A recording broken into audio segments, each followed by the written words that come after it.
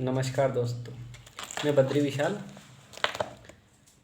आपको संस्कृत का एक श्लोक बताने वाला हूँ।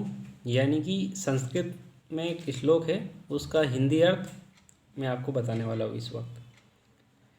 तो श्लोक क्या कहता है और उसका हिंदी अर्थ क्या है, उसका क्या मैसेज है, क्या संदेश है, ये मैं आपको बताने वाला हूँ। मेरा यहाँ पे आपको बताने का सिर्फ उद्देश्य ये है कि संस्कृत का एक श्लोक कितना अच्छा संदेश लेकर सिर्फ 4 पंक्तियाँ कितना बढ़िया मैसेज दे देती है।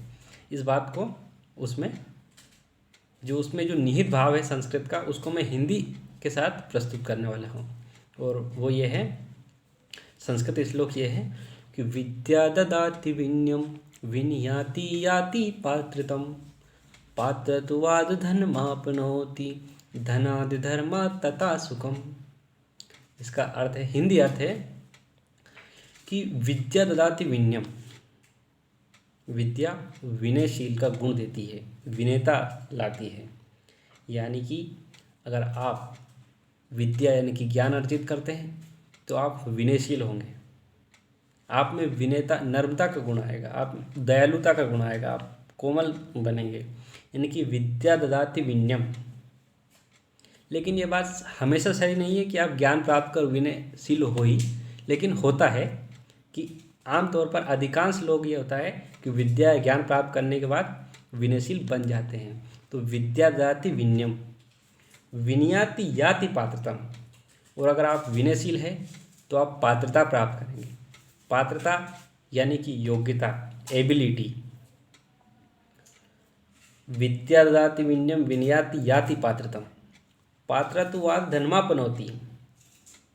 पात्रता प्राप्त करने के बाद आप धन प्राप्त कर सकते हैं। यानी कि अगर आप पात्र हैं, आप योग्य हैं, आप एबल हैं, तो आप किसी भी जॉब या किसी भी पेशे को चुन सकते हैं, क्योंकि आपके पास नॉलेज है। तो विद्या ददाति विनयम विनयाति याति पात्रतम पात्रत्वाद धनमाप्नोति धनात् धर्मा तथा सुखम। पात्रता प्राप्त करने के बाद, योग्यता प्राप्त करने के बाद आप धन प्राप्त कर सकते हैं। पात्रत्वाद धर्माप्नोति धनाद धर्मा तथा सुखम। और धन से धर्म की प्राप्ति कर सकते हैं और धर्म से सुख की प्राप्ति कर सकते हैं। यानी कि कितना बढ़िया मैसेज इस संस्कृत श्लोक में निहित है।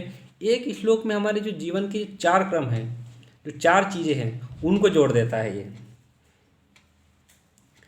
तो